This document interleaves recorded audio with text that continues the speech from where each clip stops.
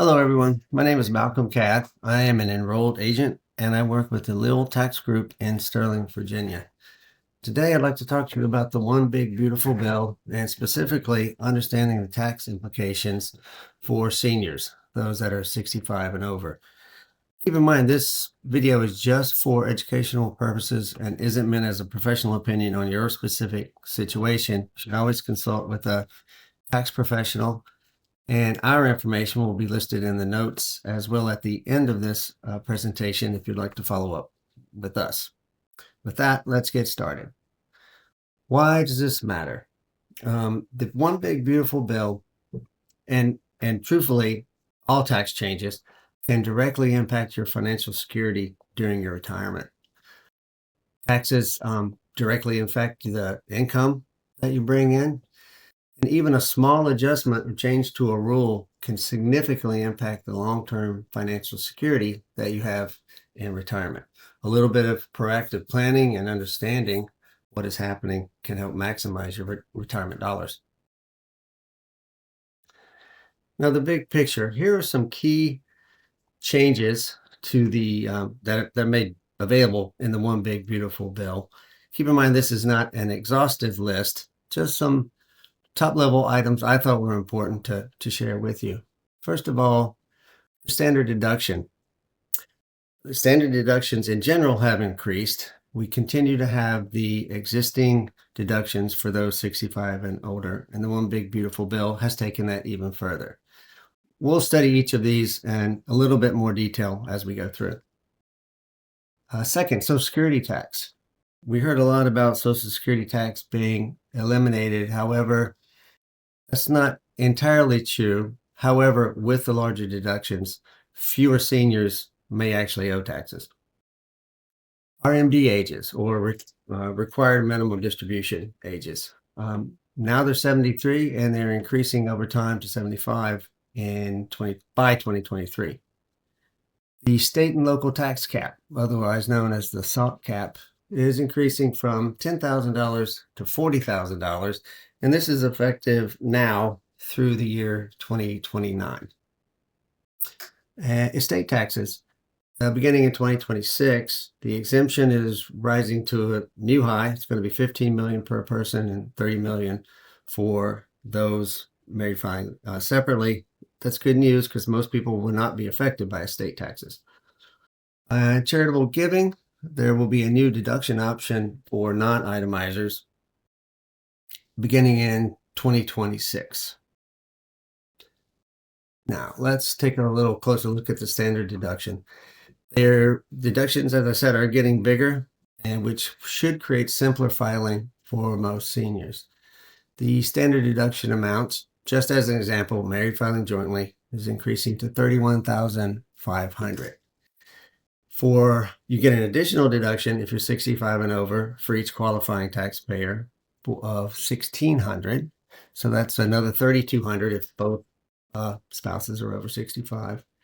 One Big Beautiful Bill, however, has taken that even further, and there is an extra $6,000 deduction to reduce your taxable income if you qualify based on income. It is phased out at a higher level of income. However, it still will be available to many, many seniors. And this is going to be claimed on your tax return using Schedule 1A. Social Security. What did not change? As I mentioned earlier, Social Security taxes on your Social Security were not eliminated. These much higher deductions, however, will have the effect of reducing the number of senior taxpayers that actually will owe any tax. There are still income thresholds, as you can see, single 25,000, married filing jointly 32,000, and crossing this thresholds up to 85% of your Social Security may still be taxed. However, as mentioned at the very beginning and mentioned several times already, these higher deductions mean more seniors will fall below the taxable threshold. Required minimum distributions, or RMDs. Currently, if you're born after July 1st, 1951 and are 73, you're now required to start taking your RMDs. This is an increase in age to 73, which is good news. There's a special exemption as well for those that may still be working and are over 65. If you are working, your employer is the 401k sponsor, you may delay taking your RMDs until age 75. Again, that is if you're still working for the sponsor of that plan. In the future, rising, and by 2033, the RMD age will be 75. The good news there is that gives more time for your retirement savings to grow before you're required to withdraw. The SALT deduction limit. This is increasing dramatically from 10,000 to 40,000 for the tax year 2025. It does have an expiration date, however, of the year 2029. This is going to be great news for everyone, especially good for those taxpayers, that live in a high tax area. What is important and what's included in SALT are the state and local income taxes, property taxes, and sales taxes paid in your state. It's important to discuss this with a professional to understand exactly which taxes are deductible and in which combination. It can get confusing, but you can certainly be helped by a tax professional with that. Estate planning. As I mentioned earlier, estate inheritance taxes will be raised. The exemption, anyway, will be raised per person to $15 million and $30 million for married couples. Again, I'll restate, this is good news because the majority of families will be unaffected by state taxes, meaning they're below these 15 million or 30 million thresholds. Charitable giving.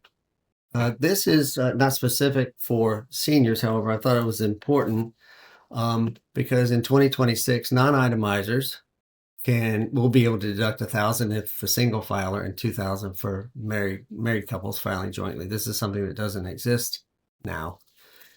For folks that itemize, there'll be a new floor of 0.5% of adjusted gross income, before you receive a tax benefit. So what that really may mean is, depending on income levels, may require larger donations to receive a deduction. But finally, and definitely more important to senior taxpayers, if you're 70 and a half or older, you may transfer up to $108,000 directly from your IRA to a charity. Now, what does this do for you? Two things, really. First, it satisfies your required minimum distribution that you must take. And second, when you do that, it does not increase your taxable income, which will be a help on the taxes that you'll owe.